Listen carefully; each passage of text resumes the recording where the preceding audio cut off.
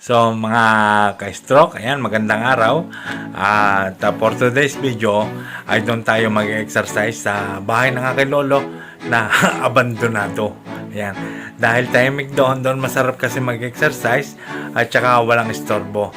So, itutur ko na rin kayo ng konti doon lamang sa baba. Ayan. So, samahan nyo ako at kung bago ka pa lang po sa aking channel, please subscribe at huwag nyo rin kalimutan i-like at pindutin ang notification bell para updated tayo sa mga video na lumalaban sa stroke. So, ayan, samahan nyo ako guys hanggang sa huli. Alright, let's go!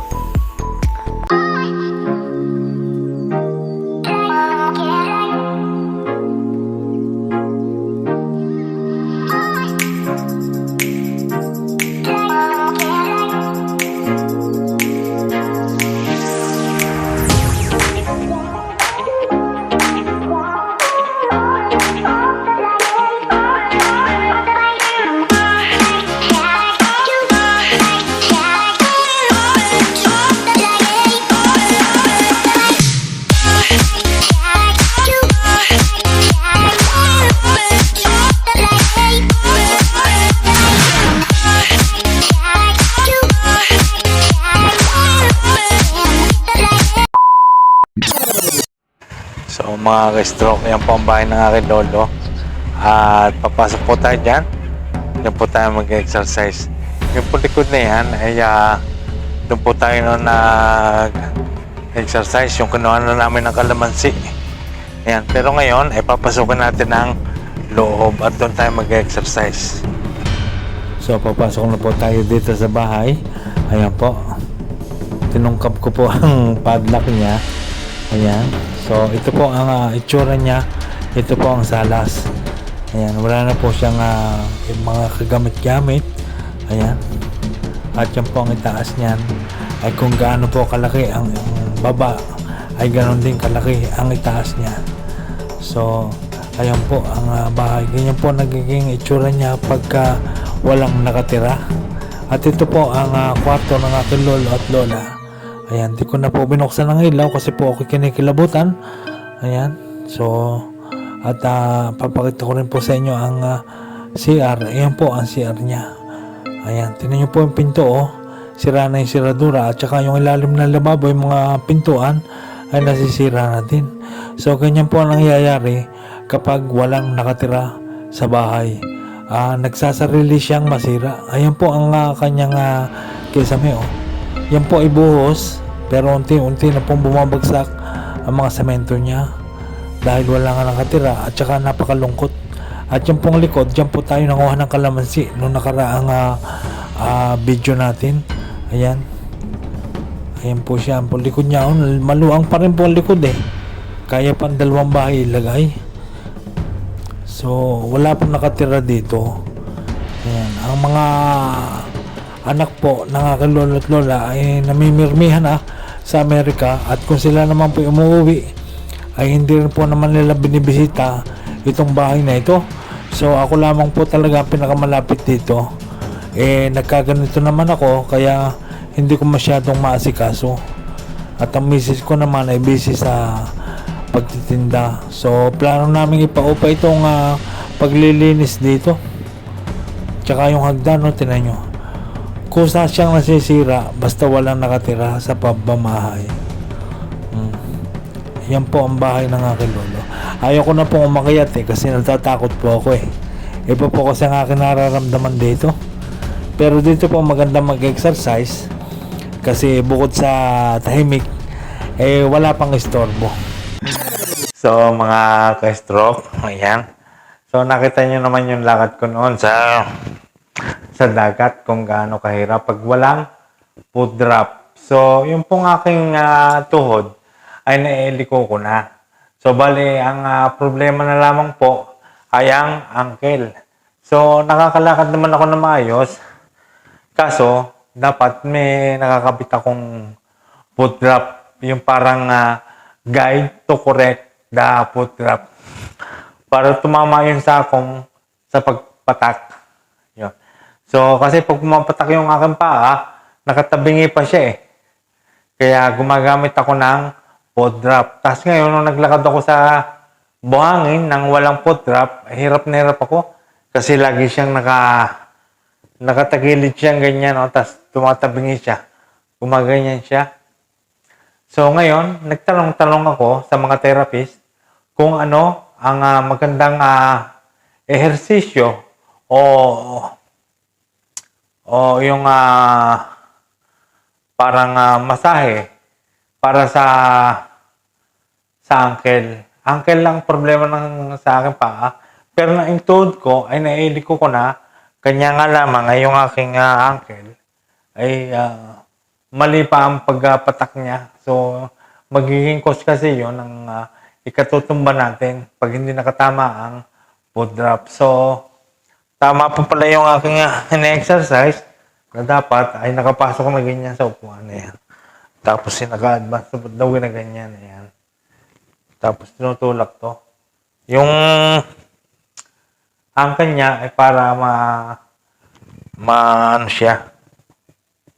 Mamasahe siyang ganyan. Ayan.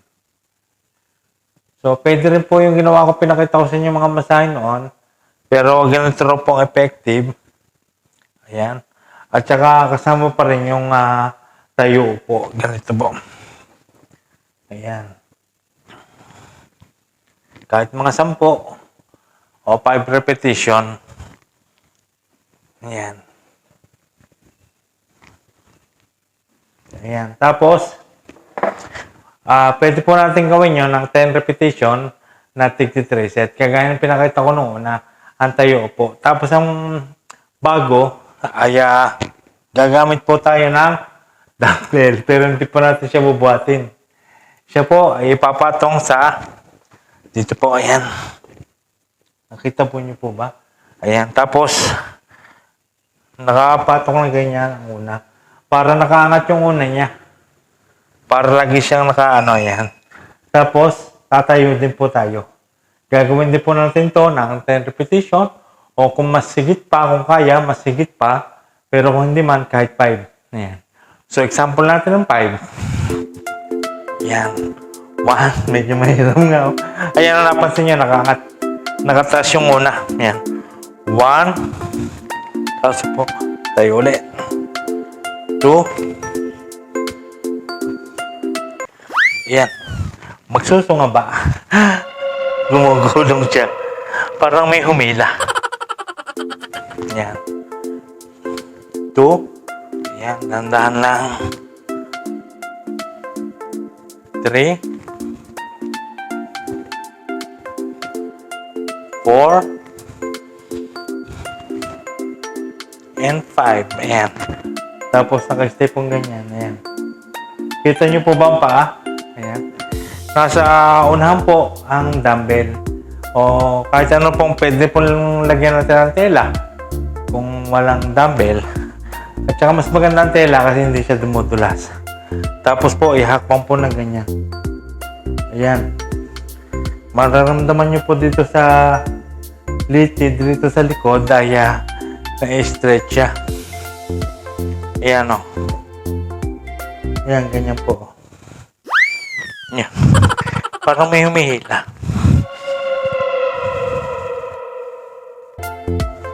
Ayan. Basta lagi siya nakataas ang una. Tapos ganyan. Ayan. Pero dapat may nakakapitan kayong ganito kung sa hagdanan o kaya ay sa pader. Pero make sure na hindi gugulong ang dumbbell. Ayan po. Yung pala, dapat pala na-exercise ay yung ankle. Dapat kasi siya ay nagaganyan siya. Naganyan yung paa. Ayan. Para masanay. Para rin siyang bago nag-umpisa sa kamay na hindi gumagalaw. Ang ankle po ay talagang napakabagal din na progress ng pag-recover niya. Yan.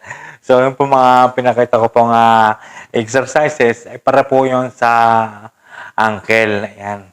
So, kasi nagtataka pa rin ako, magana naman ang paa ko eh. Liliko ko na siya, pero bakit yung pagpapatak niya ay parang yung matutumba pa rin ako.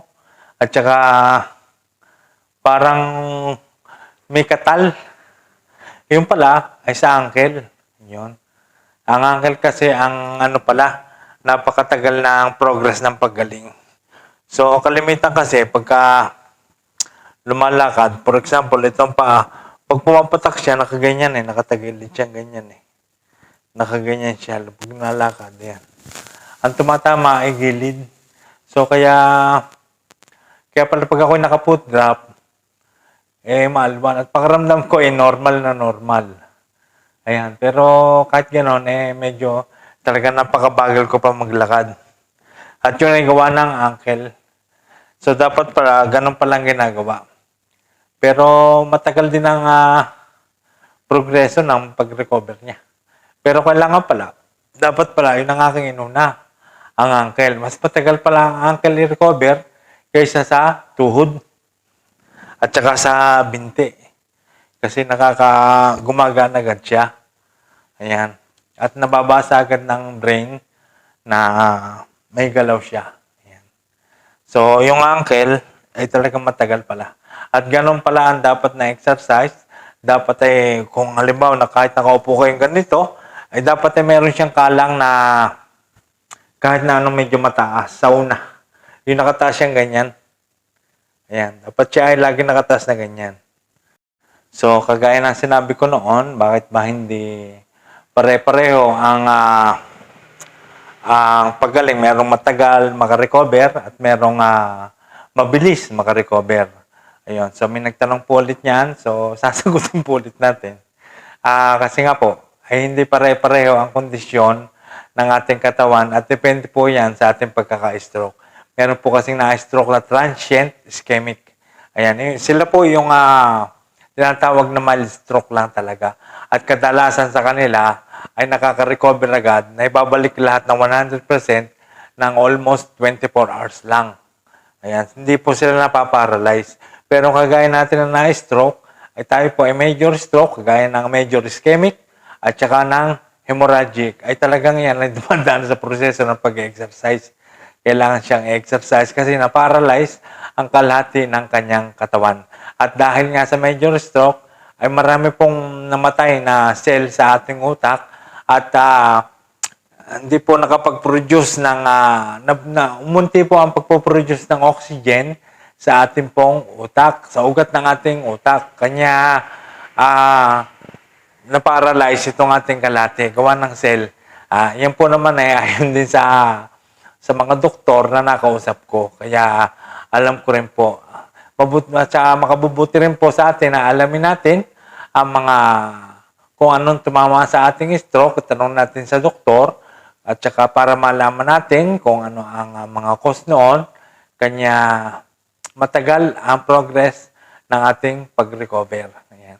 Pero yung kagaya ng mga major ischemic ay talaga, tsaka ng hemo, ay sila po ay talagang medyo matagal ang kanilang progress. Talagang kailangan ay ina-exercise at saka sabi nga talaga ng mga therapist, ng physical therapist, ay kailangan ay siya naigagalaw para hindi siya ma-stuck. So, yun po ang aking masasabi. Basta't pagka exercise ang ankle, ay dapat pala siya ay laging may kalang na medyo mataas-taas sa una para siya nakaganyan. Ayan. Pero kahit hindi naman siya 45 degrees, kahit kaunting-kaunti lang na ganyan. Hindi naman yung angat na angat. Parang ganyan lang para nasasana yung ating ankle na nakaganyan. Kasi pagka tayo tumutulog, di ba, lagi nakaganyan. Kung minsan lalo, special nakaganyan. Ayan. Tsaka pagtatagilid. Ayan. Lagi nakadiretso ang paa. So, kaya dapat ginaganyan siya. Ayan, nakaganyan kasi dapat yon nakataas ng ganyan ang paa. Tapos may kalang. So, yun po ang exercise na pinakita ko sa inyo. At yan po ay itinuro rin sa atin ng isang physical therapist. Ayan. At gawin din po natin yon ang tayo po na may kalang sa una. At talaga pong may bisa rin po. Pero ako po ay bago-bago pala nag-umpisa rin yan. Ina-exercise ko rin po yung aking ankle sapagkat ang ankle ko po ay talagang paralisado pa. Hindi pa siya tumatama ang foot drop niya sa paglakad. Dapat kasi unang pumapatak ay sakong at saka gitna. Dapat kalimitan kasi sa atin na stroke ay pagka naglakad, ang tumatama ay gilid. Ayun. So, yun po ang aking masasabi. Basta tuloy lang po ang exercise. At saka makagaya natin na stroke ay talagang tuloy-tuloy dapat ang exercise at dapat ay pirmihang gumagalaw ang ating affected body para hindi siya na-stuck. At patuloy pa rin po nating labanan ang sakit nating ito. So, iwasan na lang natin na ma-stroke tayo, mapangaluhan tayo ng ma-stroke. Ingatan natin ang mga dapat ingatan, kagaya ng mga inilalagay natin sa loob ng ating katawan. At mabuti rin na lagi tayong umiinom ng maintenance na recommended ng doktor. Ayan. At saka po yung mga maintenance natin ay tanging ang doktor lamang ang makakapag-paliwanag ng ating mga maintenance. So, yung pong ating maintenance ay hindi rin po pare-pareho ang mga milligram niyan. Ngayon, kung bumababa man ang iyong dugo at kami nagno-normal, ay tanging ang doktor lamang ang makapagsasabi kung ikaw ay magbabawas ng milligram, pero hindi pa yan ititigil ang maintenance. So, ituloy po lang natin yan. At ang pagpalya po ng pag-inom ng maintenance ay isa pa rin po ay nakakapag-cause ng ma-stroke po muli. Yun nga po mga high blood na hindi pa na-stroke, na may maintenance, na ngayon tinitigil na ng pag-inom ng maintenance, ay doon sila nadadali naman ng stroke. Kaya ang tanging doktor lamang po talaga ang makakapagsabi ng tungkol sa mga bagay na yan sa maintenance sa gamot. Mahalaga rin na lagi natin yung iniinom. Kung ano po ang payo ng doktor at pati po sa mga kinakain natin. So, ayan. Nalabas na po tayo. Ayan. Ganyan po talaga ang bahay. Kapag wala nakatira, ay ganyan na lang. At saka nakita naman natin yung sa likod, tinutubuan na ng damo. So guys, papakita ko rin po sa kapala sa inyo. Garahe niya. Ito po ang garahe. So yung po mga sasakay na nakikita nyo po, hindi po yan sa amin. Hindi nakikigrahe lang po dito. Malong din po ang garahe nito. Ayan po ang gate niya. Tapos yun, hanggang doon po sa likod. May daan din po sa likod. Yun po yung kinukuha na namin ng kalamansi. Ayan. Tapos yung tricycle na yan. Nabulok na rin po. Ayan. Dahil wala nga nakatira. Tsaka ayan ang may bakante pa rito ang taniman sana dapat ng mga gulay. Tinubuhan na rin ang damo. So, maraming salamat po sa panonood at naisama ko rin po kayo mag-tour dito sa bahay ng aking po lolo. Wala po nakatira dito. Ayan. Tsaka, pero wala kasi nagmamanage dito. Nasa Amerika na rin yung ibang anak nila at hindi rin po pag umuwi dito sa Pilipinas ay hindi rin po dito tumutuloy. Hindi nila binibisita ito eh. So, nakakaawa rin ang bahay sa isang banda. Kaya, no? Ganda pa naman ang bahay, no? Pwede pa siyang i-renovate ng mas maganda pa. So, ayan. Hanggang dito lamang yung mga exercise na tinuro ko po sa inyo. Ay, yun po ay siguradong effective po at yun po ay base po sa mga physical therapist na nagturo rin po sa akin. At magkakasabay po tayo ang gagawin yan. Ayan. Ngayon ko pa rin lamang po gagawin yan. So, dapat pala may kalang siya sa una pag nagtatayo po. So, maraming salamat sa panonood. At ako pisaludo sa mga na-stroke na buong tapang na lumalaban. Ayan. So, basta laban lang po tayong laban.